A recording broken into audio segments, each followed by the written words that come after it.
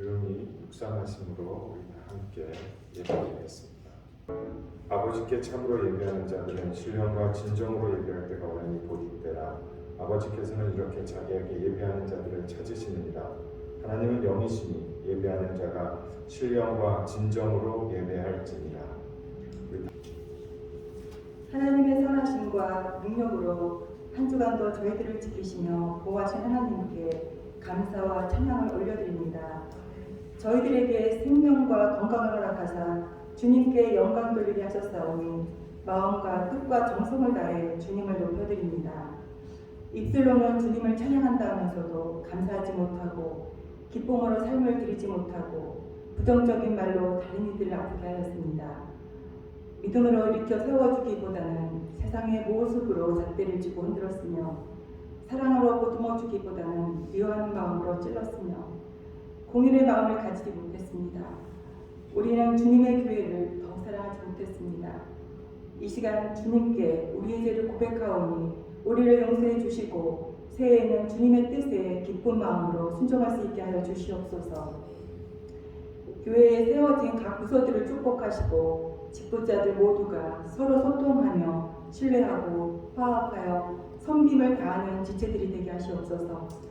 또한 각자의 자리에서 주어진 사명을 감당하는 것이 주님을 기쁘게 하는 길임을 믿으며 그 사역을 잘 감당케 하시며 날마다 주님의 온전하신 뜻을 구하며 그 뜻을 이루어 나가며 주님께로 향한 축복의 통로가 되게 하시옵소서.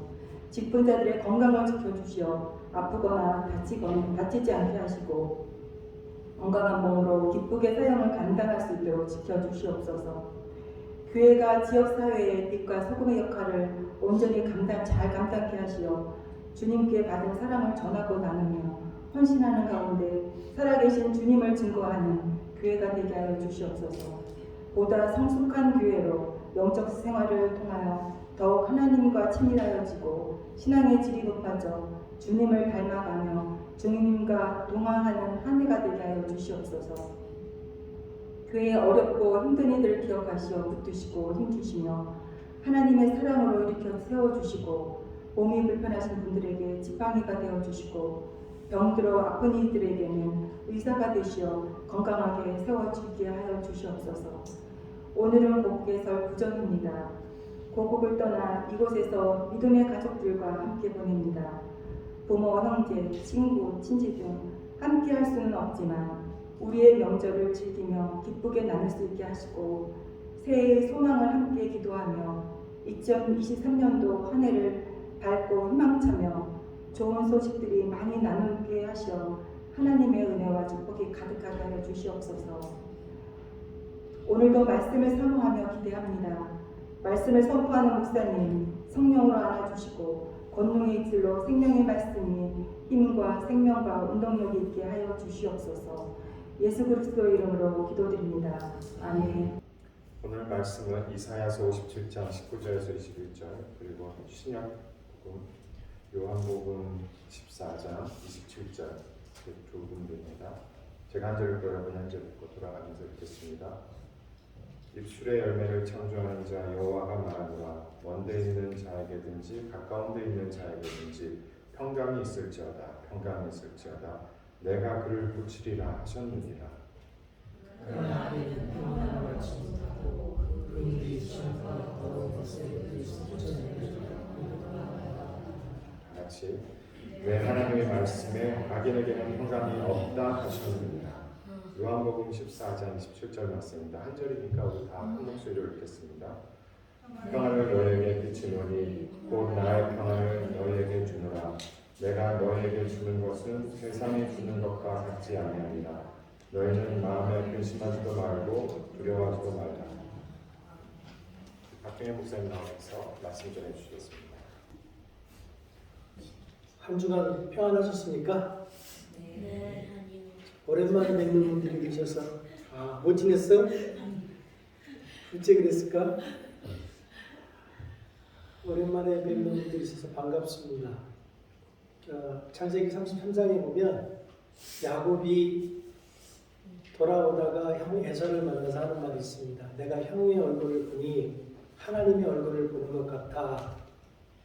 좋다라고 고백하는데 그 정도까지는 아니고요. 반갑다는 말씀을 드리는 겁니다. 성철 스님이 법문을 나누는 중에 이런 말씀을 하셨습니다. 너무 걱정하지 말아라. 걱정할 거면 딱 두 가지만 걱정해라. 지금 아픈가? 안 아픈가? 지금 아프지 않다면 걱정하지 말고 아프면 딱 두 가지만 걱정해라. 나을 병인가? 안 나을 병인가? 나을 병이면 걱정하지 말고 안 나을 병이면 두 가지만 걱정해라. 죽을 병인가? 안 죽을 병인가? 안 죽을 병이면 걱정하지 말고 죽을 병이면 딱 두 가지만 걱정해라. 천국에 갈 것 같은가? 지옥에 갈 것 같은가? 천국에 갈 것 같으면 걱정하지 말고 지옥에 갈 것 같으면 지옥 갈 놈이 무슨 걱정이냐? 걱정이 많으시죠? 염려도 많고요. 그런데 오늘 본문이 우리에게 이렇게 말합니다. 오늘 이사야서 구약 본문은 세 절이지만 두 부분으로 나뉘어요. 앞에 19절과 뒤에 20절, 21절로. 앞에 19절은 이렇습니다. 여호와가 말하노라 먼데 있는 자에게든지 가까이 있는 자에게든지 평강이 있을지어다 평강이 있을지어다 내가 그를 고치리라. 뒤에 있는 부분이 이렇습니다. 악인은 평안함을 얻지 못하고 그 물이 진흙과 더러운 곳을 늘 솟구쳐내는 요동하는 바다와 같으니라. 악인에게는 평강이 없느니라. 그런데 예수님께서도 위와 비슷한 말씀을 하셨습니다. 평안을 너희에게 끼치노니 곧 나의 평안을 너희에게 주노라. 내가 너희에게 주는 것은 세상이 주는 것과 같이 아니하니라. 너희는 마음에 근심도 말고 두려워하지도 말라. 근데 이 말씀은요, 제자들에게만 하신 말씀이 아니라 오늘 우리들에게 하시는 말씀입니다. 그런데 오늘 교회에 나와 있는 우리 마음속에 정말 평강이 있습니까? 여러분 세상을 살아가면서 정말 두려움이 없습니까? 우리가 교회를 다니고 기도를 하니까 우리 마음속에 근심이 전혀 없습니까? 우리 주님이 우리에게 평강을 주셨다는데 왜 우리 마음속에 근심이 있고 걱정이 있습니까? 예수님이 평강을 주셨다는데 근심과 걱정을 가지고 살아가는 우리들에게 바울이 뭐라고 말하냐면 그리스도의 평강이 너희 마음을 주장하게 하라. 평강을 위하여 너희가 한 몸으로 부르심을 받았느니 또한 너희는 감사하는 자가 되라. 그리스도의 말씀이 너희 속에 풍성히 거하여 모든 지혜로 피차 가르치며 권면하고 시와 찬미와 신령한 노래를 부르며 마음의 감사함으로 하나님을 찬양하고 또 무엇을 하든지 말에나 일에나 다 주 예수의 이름으로 하고 그를 힘입어 하나님 아버지께 감사하라. 힘들어 죽겠는데 속 편한 소리를 바울이 우리에게 합니다. 근데 바울이 하는 소리가 이거예요. 평강이 너희를 주장하게 하라. 우리가 평강을 누리는 게 아니고 하나님의 평강이 우리를 주장하게 하라. 하나님의 평강이 우리를 끌어가게 하라는 겁니다. 이 말이 무슨 말입니까? 우리가 하나님께 이끌림을 받지 못하면 그리스도의 평강이 사라진다는 말입니다. 그래서 이사야가 그렇게 말하는 겁니다. 악인은 평안함을 얻지 못하고 그 물이 진흙과 더러운 것을 늘 솟구쳐내는 요동하는 바다와 같으니라. 그리스도의 평강이 우리를 이끌어가지 못하면 우리 속에는 늘 더러운 것이 솟구쳐 올라오는 더러운 바다와 같답니다. 그러면 우리가 어떻게 해야 평강을 누릴 수 있습니까? 우리가 하나님이 주시는 그 평강을 누리려면 하나님이 우리에게 주시는 좋은 것들을 누리되 적당하고 올바르고 절제하면서 누릴 때 하나님의 평강이 우리의 삶을 이끌어갈 수 있습니다. 그런데요, 우리가 인생에서 이 절제하고 적당하고 올바르게 우리 삶을 끌어가는 게 쉽지 않습니다. 인생은 크게 세 때로 구분이 됩니다. 좋을 때, 나쁠 때, 그냥 그저 그럴 때. 사람이 좋은 일이 생기면 어떻게 합니까? 흥분하죠. 오늘 자동차를 몰고 오다 보니까 파워볼이 100만, 1000만, 5억 달러가 넘었어요. 맞으면 다 해결돼요.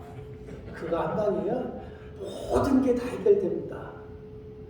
근데요, 그거 맞은 사람들의 인생을 뒷조사를 했더니요, 그거 맞아서 맞고 난 후에 인생이 행복한 사람들보다 인생이 불행해진 사람들이 더 많아요. 왜 그럴까요? 흥분해서 그래요. 내 인생에 뭔가 좋은 일이 생기니까 흥분한 겁니다. 그 사실을 사실 그대로 받아들이지 못하는 거예요. 내 인생에 좋은 일이 생겼을 때 그 일을 흥분하지 않고 차분하게 받아들이는 게 상당히 중요한데 그러지 못하니까 하나님께서 우리에게 복을 주셨을 때 그 복이 오히려 우리에게 화가 될 때가 많다는 겁니다. 아주 오래된 소설 완장이라고 하는 소설이 있습니다. 혹시 기억하실지 모르겠어요. 완득이 아니고 종욱이라고 하는 사람, 종술이라고 하는 사람이 나와요. 완장이라는 이 사람이, 이 종술이라고 하는 사람이 그 동네, 그 시골 동네에서 아주 소문난 술 주정꾼의 왈패였어요. 그런데 어느 날 서울 나가서 돈 많이 번 사람이 고향에 들어와서 고향에 있던 저수지를 사고 그 저수지를 양어장으로 사용할 수 있는 권리를 획득합니다. 근데 서울에서 사업하는 사람이 고향에 있는 저수지를 어떻게 관리하겠어요? 그래서 자기가 보니 가장 만만한 종수를 그 저수지 관리인으로 임명을 합니다. 돈 몇 푼 지어주고 관리를 시키는 거죠. 그런데 그냥 시키는 게 아니고 이 종술에게 관리인이라고 하는 완장을 하나 띄워줘요. 근데 이 종술이라고 하는 사람이 이 완장을 차는 순간부터 갑자기 사람이 달라지기 시작합니다. 이 완장을 차기 전까지 종술은 그 동네에서 쓸모없는 사람이었어요. 그냥 술이나 마시고 주정이라는 그런 사람이었는데, 그래서 늘 마을 사람들의 눈치나 보고 살던 사람이었는데, 완장을 차고 나서부터는 이제 마을 사람들이 종술의 눈치를 봐야 합니다. 완장을 차기 전까지 종술은 밑바닥 인생이었는데 완장을 차고 난 후에 그의 인생이 달라진 겁니다. 노란색 바탕에 까만색 글씨로 글씨 몇 글자 써있는 것, 감시원이라고 써있는 그 글자, 그 완장이 무슨 힘을 실제로 주겠어요? 그건 실제로 엄청난 권력을 가진 게 아닙니다. 그런데 그 아무것도 아닌 완장을 찬 종술은 그 완장의 의지에서 권력을 누리기 시작합니다. 그래서 서울에 와서 못 모르고 그 저수지에서 낚시하는 젊은 남자들을 잡아다가 기합도 주고 때리기도 하고, 마을 사람들이 그 저수지에서 낚시하고 있으면 그걸 못하게 하고, 점점 그 폭력의 강도가 세어지기 시작해요. 그러면서 권력을 맛봤습니다. 이것만 차고 있으면 자기가 힘을 가지고 있다고 생각하니까 어디를 가든지 그 완장을 차고 다닙니다. 시내를 갈 때도 완장을 차고 가고 저수지를 갈 때도 완장을 차고 가는 거예요. 그러다가 어느 날 저수지에서 낚시하고 있는 사장 일행을 만났습니다. 자기를 고용한 사장 일행이 낚시터에서 낚시를 하고 있는데 종술이 완장의 힘을 믿고 사장도 낚시를 못하게 합니다. 그리고 싸움을 벌여요. 그리고 종술은 그 자리에서 쫓겨납니다. 아무것도 아닌 인생을 살던 종술이라고 하는 사람이 완장의 힘을 믿었습니다. 그에게 완장은 힘이었고 권력이었습니다. 그냥 완장을 찾고 완장이 가지는 그 역할만 했으면 아무 문제가 없었을 텐데, 종술은 자기가 가지게 된 그 권력에 자기의 감정을 더하고 자기의 생각을 더하고 자기의 계획을 더했던 겁니다. 그의 인생에 처음으로 찾아온 행운에 흥분했던 겁니다. 그리고 그의 인생에 처음으로 찾아온 그 기회에 흥분했을 때 그에게 찾아왔던 기회가 변질되기 시작했습니다. 결국 그 기회는 절망으로 끝났습니다. 반면에 성경에는 종술과 달리 자기에게 기회가 찾아왔을 때 그 복을 차분하게 받아들이는 사람의 예가 있습니다. 사무엘하 7장을 보면 선지자 나단이 다윗의 가문에 메시아가 날 것이라고 하는 하나님의 신탁을 전달합니다. 그런데 메시아가 날 것이라는 이 신탁을 들은 다윗의 행동이 되게 재밌습니다. 사무엘하 7장 18절로 20절의 말씀인데 다윗왕이 여호와의 앞에 들어가 앉아서 가로되 주 여호와여 나는 누구오며 내 집이 무엇이란데 나로 이에 이르게 하셨나이까. 주 여호와여 주께서 이것을 오히려 적게 여기시고 또 종의 집에 영구히 이를 일을 말씀하실 뿐 아니라 주 여호와여 인간의 규례대로 하셨나이다. 주 여호와는 종을 아시오니 다윗이 다시 주께 무슨 말씀을 하오리까. 그러니까 자기가 받을 복이 감당할 수 없을 정도로 큰 일이다 라고 고백을 해요. 그런데 그 다음에 나오는 말이 좋습니다. 만군의 여호와여 이스라엘의 하나님이여 주의 종에게 알게 하여 이르시기를 내가 너를 위하여 집을 세우리라 하신 도로 주의 종이 기도로서 구할 마음이 생겼나이다. 주 여호와여 오직 주는 하나님이시며 말씀이 참되시나이다. 주께서 이 좋은 곳으로 종에게 허락하셨사오니 이절 청컨대 종의 집에 복을 주사 주 앞에 영원히 있게 하옵소서. 주 여호와께서 말씀하셨사오니 주의 은혜로 종의 집이 영원히 복을 받게 하옵소서. 하나님이 지금 내게 주시겠다고 하는 그 말씀이 대단하다는 것을 고백해요. 그런데 거기다가 자신의 감정을 덧붙이지 않습니다. 하나님이 지금 내가 감당할 수 없는 복을 주시겠다고 하셨습니다. 그리고 나서 뭐냐면 그러니까 하나님이 말씀하셨으니까 그 복을 내게 주십시오. 주께서 우리에게 복을 주신다 그럴 때 그걸 그대로 받아들이는 것, 이게 아름다운 신앙입니다. 이렇게 절제되어 있는 게 중요합니다. 이게 경건입니다. 이게 성숙한 모습입니다. 그게 한국 기독교가 전통적으로 그런 기도를 많이 해요. 벌레보다 못한. 절대 우리가 벌레보다 못하지 않습니다. 그건 겸손이 아니에요. 하나님의 창조물을 비하하는 겁니다. 하나님이 주신 복을 그대로 받아들이는 것, 그것이 성숙한 겁니다. 하나님께서 내게 일어날 것이라고 말씀하신 그 일이 자기에게 일어나고 그 일이 내게 일어났을 때 내가 그것을 온전히 누리게 해달라고 기도하는 것, 그것이 참 기도입니다. 그래서 우리가 기도할 때 기도의 절제가 필요한 겁니다. 우리가 하나님 앞에 나갈 때 하나님께서 우리에게 말씀하시는 그것을 그대로 받아들이는 자세가 필요하다는 겁니다. 우리가 그렇게 절제함과 겸손함으로 하나님이 주신 복을 누릴 때 하나님의 말씀이 우리와 함께하는 겁니다. 그런데 인생을 살다 보니까 그렇게 기뻐하고 흥분할 만한 일들이 그렇게 자주 많지는 않지요. 뭐 있기는 하나 그렇게 많지는 않아요. 이게 기쁜 일 말고 또 슬플 때, 힘들 때가 우리 인생 가운데 있습니다. 너무 힘들고 너무 아프면, 너무 고통스러우면 우리 삶에서 하나님의 평강이 깨져버립니다. 우리 삶에 너무나 많은 종류의 아픔들이 있죠. 그것이 자식에 관한 것이든 부모님에 관한 것이든 건강에 관한 것이든 재산이든 명예든 그것이 무엇이든지 상관없이 우리 마음을 상하게 하고 아프게 하는 일들이 생겼을 때 우리 마음속에서 하나님의 평강이 우리 삶을 주관해가는 것, 이끌어가는 것은 결코 쉽지 않습니다.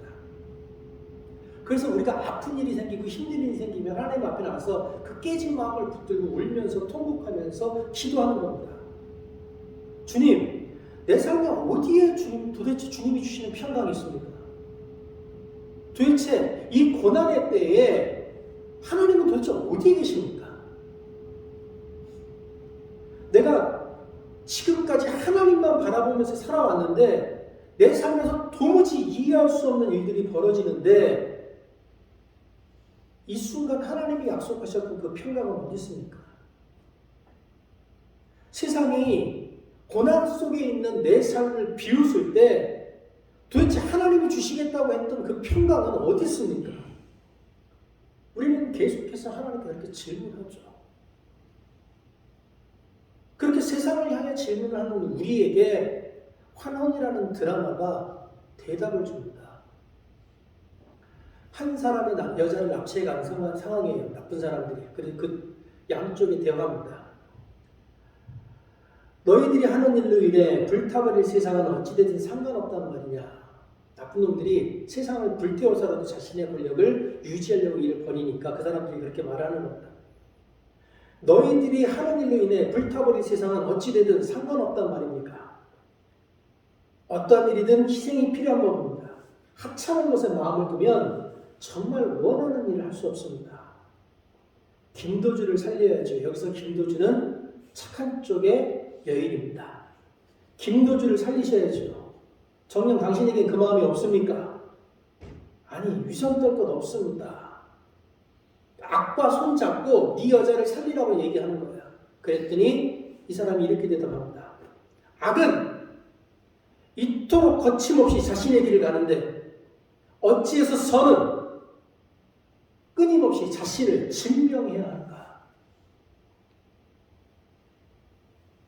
이 뒤에 대사가 좀 있는데 별로 의미 없어요. 이게 중요해요.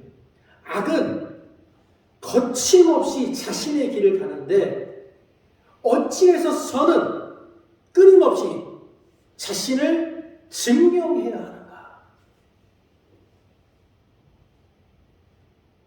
우리는 끊임없이 우리의 신앙을, 우리의 믿음을 세상에서 증명해내야 됩니다.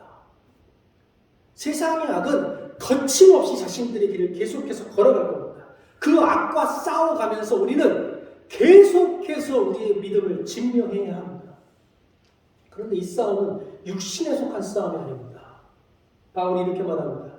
모든 사람에게 구원을 주시는 하나님의 은혜가 나타나 우리를 양육하시되 경건하지 않은 것과 이 세상 정욕을 다 버리고 신중함과 의로움과 경건함으로 이 세상을 살고 복스러운 소망과 우리의 크신 하나님 구주 예수 그리스도의 영광이 나타나심을 기다리게 하셨으니 그가 우리를 대신하여 자신을 주심은 모든 불법에서 우리를 속량하시고 우리를 깨끗하게 하사 선한 일을 열심히 하는 자기 백성이 되게 하려 하십니다. 신중함과 의로움과 경건함으로 우리의 믿음을 증명해야 합니다. 세상이 우리의 고통을 비웃고 우리의 실패를 비웃을 때 우리는 주님이 우리에게 주시는 신중함과 의로움과 경건함으로 우리 삶에 있는 그 고통을 견뎌나가면서 우리의 믿는 바를 증명해야 됩니다. 사랑하는 자들아, 너희를 시련하러 오는 불시험을 이상한 일 당하는 것 같이 이상히 여기지 말고 오직 너희가 그리스도의 고난에 참여하는 것으로 즐거워하라. 이는 그의 영광을 나타내실 때 너희로 즐거워하고 기쁘게 하려 함이라. 베드로가 뭐라고 하냐면 너희 삶에 불시험이 다가올 때 그것을 이상하게 여기지 말라. 사람을 아프게 하는 여러 가지 고통이 있습니다. 근데 그 여러 가지 고통 중에서도 가장 심각하게 사람을 고통스럽게 하는 게 화상이랍니다. 여러분 데워보셨죠? 손등 조금만 데워도 그 고통이 상당히 심각해요. 근데 불시험이 우리 상에 온답니다. 그런데 그 불시험이 오는데 베드로가 뭐라 그러냐면 이상히 여기지 말래요. 이상히 여기지 말라 해서 끝나지 않습니다. 어떻게 해요? 고난에 참여하는 것을 즐거워하라. 불타는 고난과 시련과 가슴이 찢어지는 아픔을 겪으면서 우리도 그리스도가 당하셨던 그 고난에 참여하게 되기 때문이랍니다. 그것이 어떤 고통이든 간에 만약 그것이 하나님이 우리에게 허락하신 것이라면 하나님이 사랑하는 당신의 자녀들에게 허락하신 아픔이라면 지금 그 아픔은 우리가 그리스도의 고난에 참여하는 것이랍니다. 베드로는 지금 우리가 겪고 있는 문제가 무엇이든 그것이 내 개인의 문제든 내 가족의 문제든 직장의 문제든 학교의 문제든 그게 경제적인 문제든 아니면 건강의 문제이든 그 고통을 통해서 우리가 예수 그리스도의 고난에 참여하게 된답니다. 혹시 지금 힘들고 아프십니까? 그런데 지금 여러분이 당하고 있는 그 고난과 그 아픔이 예수 그리스도의 고난에 참여하는 것이라면 우린 지금 우리가 당하고 있는 그 고난에 대해서 다시 한번 생각해 봐야 됩니다. 그 고난에 대해서 하나님 왜 이렇게 아프고 왜 이렇게 힘들어요? 라고 질문할 것이 아니라 하나님 이 고난을 통해서 내가 어떻게 하나님께 더 가까이 갈 수 있습니까? 라고 물어야 합니다. 하나님 이 고난을 통해서 내가 어떻게 무엇을 더 깨닫기를 원하십니까? 라고 하나님께 질문해야 되는 겁니다. 우리 삶의 앞에 있는 그 문제를 놓고 어떻게 해야 할까를 고민하는 것이 아니라 그 문제를 통해서 하나님이 나에게 원하는 것이 무엇이냐를 깨닫기 위해 기도하고 고민해야 된다는 겁니다. 단순히 문제를 앞에 놓고 염려하고 걱정하는 것은 기도가 아닙니다. 걱정과 염려가 우리 삶 가운데 평안을 가져다 주지 못합니다. 그 문제를 온전히 하나님 앞에 가지고 나가서 그분 앞에 무릎 꿇고 그분 앞에 기도할 때 그 주님이 주시는 평강을 우리가 누릴 수 있습니다. 우리 삶에 있는 그 고난에 무너지지 않고 버틸 때 돌아서서 도망치고 싶지만 넘어지지 않고 버텨낼 때 때로는 넘어지겠지만 그 넘어짐에도 불구하고 다시 일어설 때 인내로서 그 고난을 버텨나갈 때 하나님이 우리에게 주시는 그 평강이 우리와 함께 한다는 겁니다. 그렇다면 우리가 우리 삶에 있는 그 고난에 물러서지 않고 돌아서 도망치지 않기 위해서 필요한 것이 무엇입니까? 바울은 그것을 자족하는 마음이라고 말합니다. 바울이 이렇게 말합니다. 내가 궁핍함으로 말하는 것이 아니니라. 어떠한 형편에든지 나는 자족하기를 배웠노니 나는 비천에 처할 줄도 알고 풍부에 처할 줄도 알아. 모든 일 곧 배부름과 배고픔과 풍부와 궁핍에도 처할 줄 아는 일체의 비결을 배웠노라. 내게 능력 주시는 자 안에서 내가 모든 것을 할 수 있느니라. 바울이 자족하기를 배웠다고 말합니다. 자족이 뭡니까? 자기가 원하는 것, 자기가 필요한 것이 무엇인지를 알아서 주변 환경에 흔들리지 않는 걸 자족이라고 말합니다. 다른 말로 하면 내가 정말 지금 내 인생에 필요한 게 뭔지 모르면 자족할 수 없다는 거예요.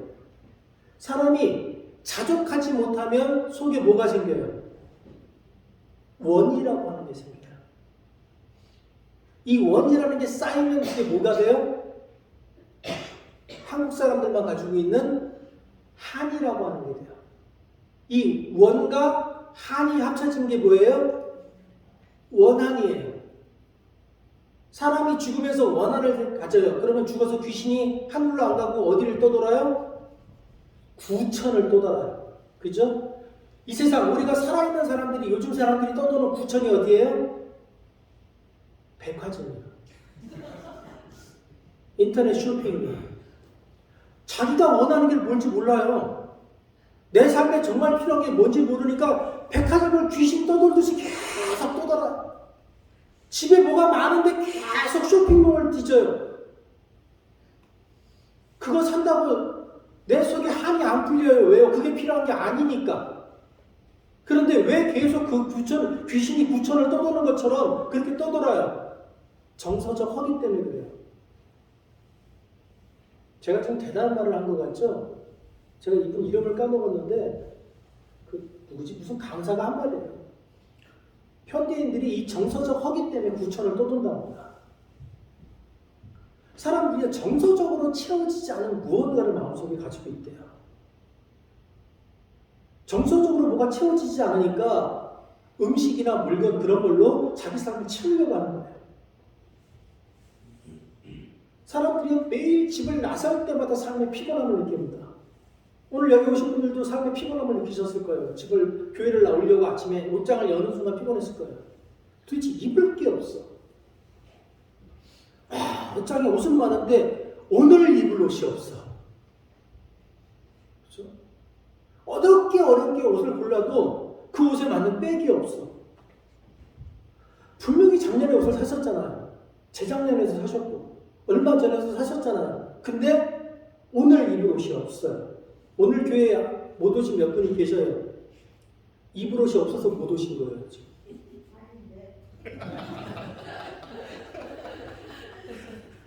자기가 원하는 게 뭔지를 모르면 마음에 불안이 쉽게 찾아옵니다.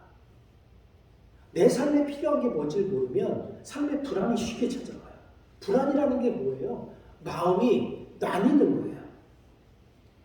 그러니까 불안한 마음이란 뭐냐면 내 몸은 지금 이 현재에 있는데 내 마음이 과거와 미래를 돌아다니는 거예요.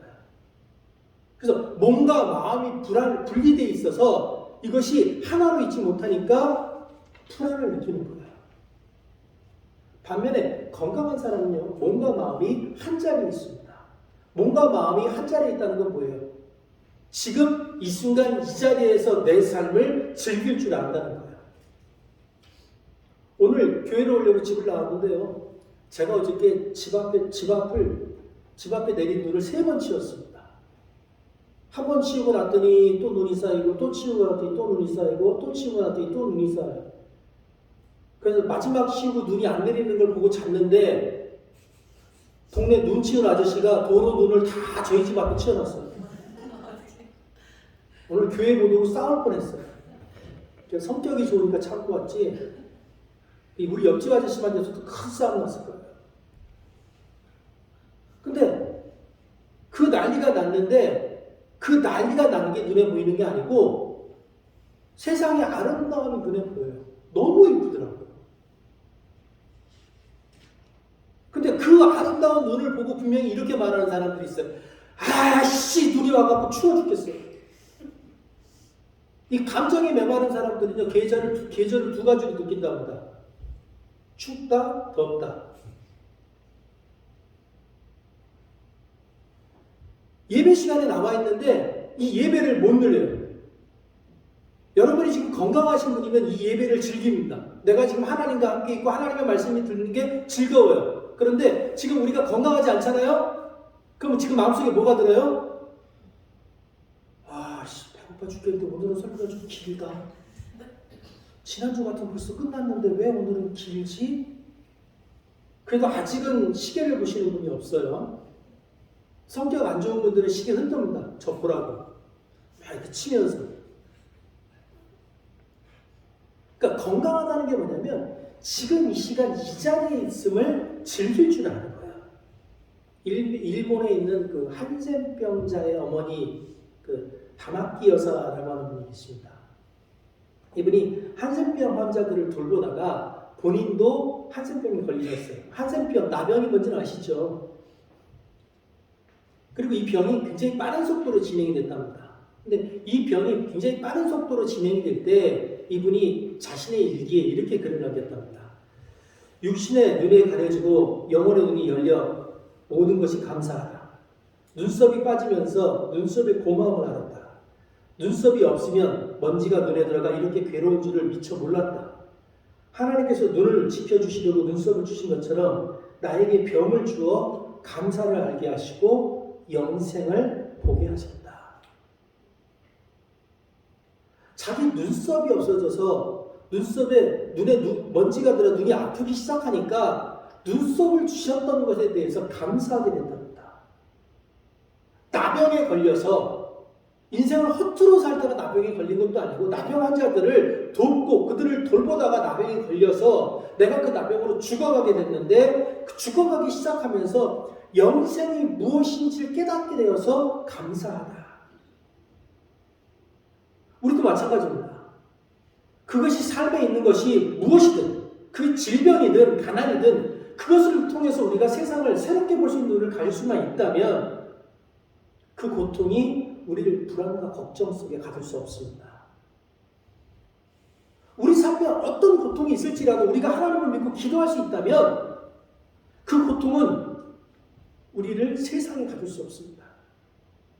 우리가 하나님을 믿고 기도한다면 우리의 기도를 통해서 근심과 걱정과 질병이 우리의 삶을 복되고 놀라운 곳으로 이끌어갈 겁니다. 바이런 제니스라고 하는 피아니스트가 있습니다. 이분이 천재입니다.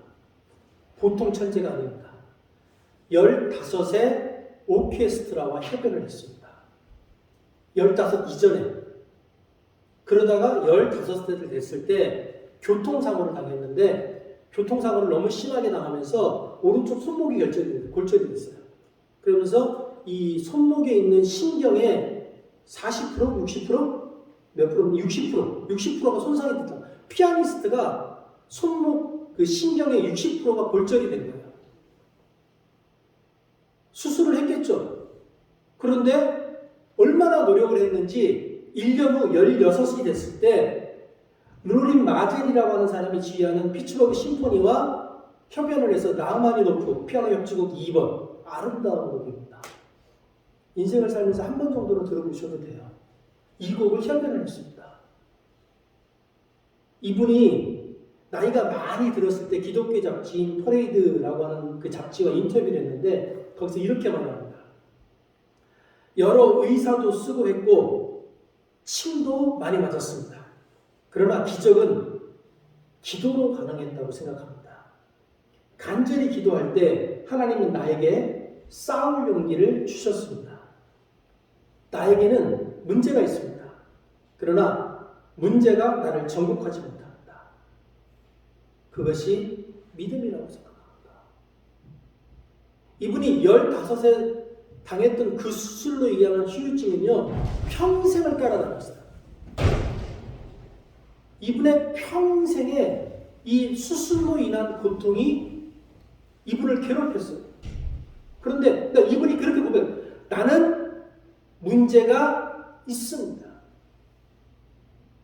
나는 하나님을 믿으니까 괜찮습니다가 아니에요. 나는 문제가 있습니다. 그러나 그 문제가 나를 정복하지 못합니다. 그것이 믿음이라고 생각합니다. 간절히 기도할 때 하나님은 나에게 싸울 용기를 주셨습니다. 세상 누구도요, 자기 인생에 아픔과 고통이 있는 걸 원하지 않습니다. 어느 누구도 자기 인생에 문제가 있는 걸 바라지 않습니다. 사람이 아파서 먹는 약도 먹기 싫어합니다. 그러니 누가 자기 인생에 문제가 생기길 원하겠습니까? 그러나 우리가 아무리 문제가 없기를 원해도 우리 인생에는 계속해서 문제가 나타납니다. 그 문제가 자녀든 가족이든 돈이든 건강이든 환경이든 어떤 것이든 문제가 될 수 있습니다. 때로는 우리가 교회 안에서 만나는 사람들이 문제가 되기도 해요. 하여튼 우리의 소원과 상관없이 우리 인생 천지사방에는 문제가 있습니다. 그런데 우리가 하나님께 기도할 때 우리가 우리 삶의 문제에도 불구하고 하나님이 주시는 그 평강을 누릴 수 있다는 겁니다. 찬송가 455장 2절에 이런 가사가 있습니다. 그 두려움이 변하여 내 기도가 되었고 전날의 한숨 변하여 내 노래 되었네. 주님을 찬송하면서 할렐루야 할렐루야 내 앞길 멀고 함에도 나 주님만 따라가게. 두려움이 변하여 내 기도가 되었고 전날의 한숨이 변하여 내 노래가 되었다. 얼마나 극적인 변화입니까? 우리가 실험하고 있을 때, 우리가 고난에 헤매고 있을 때, 우리가 어둠 가운데 꼭 박혀서 울부짖고 있을 그때에 우리의 그 두려움을 기도로 바꾸시는 그 하나님의 평강이, 우리의 한숨과 탄식을 노래로 바꾸시는 예수 그리스도의 평강이 우리와 함께 하신다는 말입니다. 하나님의 평강은 이처럼 우리가 기쁠 때나 슬플 때나 늘 함께 하십니다. 그런데요, 인생을 살아보면 기쁠 때나 슬플 때는 우리 인생의 순간이에요. 대부분의 때는 어떤 때예요? 그냥 그저 그럴 때예요. 아무것도 아닌 때. 그렇게 크게 기쁜 일도 없고 그렇게 슬플 일도 없고. 여러분 집에 자동차는 다 있으시잖아요? 여러분 집에 있는 그 자동차가 가장 많이 하는 일이 뭐예요? 집 앞 주차장에 서 있는 일이죠. 자동차는 대부분 서 있습니다. 우리가 택시 운전기사가 아닌 한은 자동차는 달리는 시간보다 서 있는 시간이 많아요.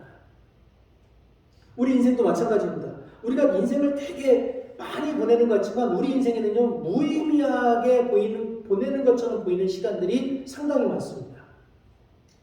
그렇다면 그렇게 무료해 보이는 그 시간에 우리는 어떻게 해야 하나님의 평강을 지킬 수 있습니까?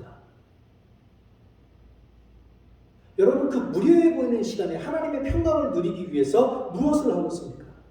누가복음 22장엔 이렇게 말합니다. 예수께서 나가서 습관을 쫓아 감람산에 가심에 제자들을 쫓았더니 등산하셨다는 말이 아니에요. 감람산에 가셨다는 건 기도하러 가셨다는 말입니다. 예수님이 습관을 따라서 기도하러 가셨어요. 조용히 혼자 쉬실 수 있는 그 시간에 습관을 따라 기도하러 가셨습니다. 그런데 예수님이 기도하고 이렇게 기도하고 나면 바로 다음에 일어나는 사건이 뭔지 아십니까? 잡혀간 사건이에요. 죽기 위해서 잡혀간 사건입니다. 십자가 사건이 습관을 따라 기도하신 바로 후에 일어납니다.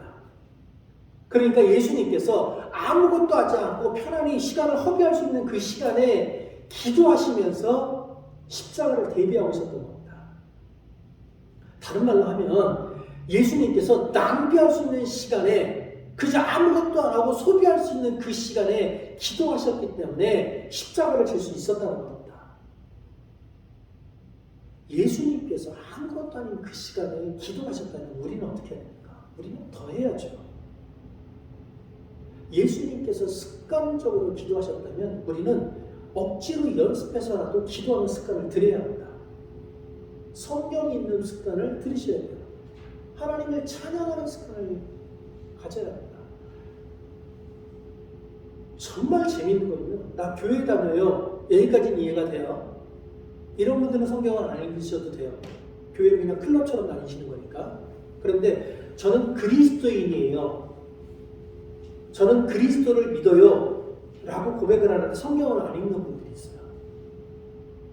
도대체 제가 궁금한 게 그분들이 믿는 그리스도는 도대체 어디서 오셨어요? 성경을 읽지 않으면서 어떻게 그리스도를 믿을 수 있죠? 여러분, 성경을 읽지 않으면 그리스도인이 될 수가 없습니다. 그냥 종교인이 되는 거예요.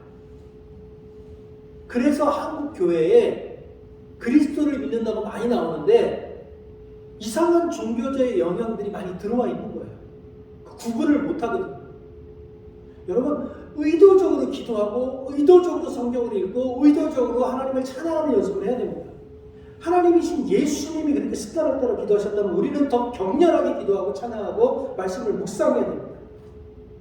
우리가 그렇게 기도하고 말씀을 읽고 하나님을 찬양할 때 하나님이 우리에게 주시는 평강이 다가옵니다. 하나님의 은혜가 넘치나게 되는 겁니다. 그렇게 영적 훈련에 열심을 낼 때 우리 삶에 감사가 넘치는 겁니다. 그런 사람들이 함께 모였을 때 이 교회가 참된 교회가 되는 겁니다. 우리가 찬송하고 기도하고 말하며 함께 사랑하면 하나님께서 이 모든 일들을 이 중립의 때 아무것도 일어나지 않고 있는 이 지겨워 보이는 이 무료해 보이는 이때에 하나님의 평강이 우리에게 다가온다는 겁니다. 만약에 이 무료해 보이는 이 순간에 아무 일도 일어나지 않아서 별탈 없이 보내는 것 같은 이 순간에 우리가 하나님의 때를 준비하지 못하면 반드시 우리 삶에는 찬바람이 불어올 때가 다가오게 된다는 겁니다. 우리가 이 중립이 때에 우리 개인의 영적인 충만함을 준비하지 못한다면 우리 가정이 중립의 때에 가정의 영적인 충만함을 준비하지 못한다면 우리 교회가 이 중립의 때에 영적인 충만함으로 이 교회를 가득 채우지 못한다면 하나님이 우리에게 가정에 우리 교회에 하나님이 예배하신 그 형통함과 놀라운 계획들을 부어주셨을 때 우리는 그것을 믿지 못하거나 흥분함으로 하나님이 우리에게 주신 그 풍성한 은혜를 놓치게 된다는 겁니다. 여러분, 우리가 지금 어떤 순간을 보내는지 상관없이 우리의 할 일은 말씀을 읽고 기도하고 하나님을 찬양하는 겁니다. 하나님의 때를 준비하는 겁니다. 다가올 하나님의 나라를 준비해야 됩니다. 우리에게 닥친 순간이 지금 어려움의 때이든 그것이 기쁨의 순간이든 아니면 무용한 순간이든 내가 지금 어떤 순간을 살고 있든 상관없이 하나님이 주시는 평강이 내 삶을 끌어가게 하기 위해서 하나님께 집중해야 된다는 겁니다. 입술의 열매를 창조하는 자 여호와가 말하노라. 먼데 있는 자에게든지 가까이 있는 자에게든지 평강이 있을지어다. 평강이 있을지어다. 내가 그를 고치리라. 우리 주님 말씀은 우리에게 이루어질 겁니다. 우리의 두려움이 기도로 변하는 일이, 우리의 한숨이 노래로 변하는 일이 분명히 우리 가운데 일어날 겁니다. 주께서 우리 삶을 고치시고 우리는 주님께서 우리에게 주시는 그 평안을 누리면서 함께 살게 될 겁니다. 오늘 이곳에 있는 우리 모두에게 주님이 주시는 그 평강이 늘 함께 하시길 바랍니다. 기도하겠습니다.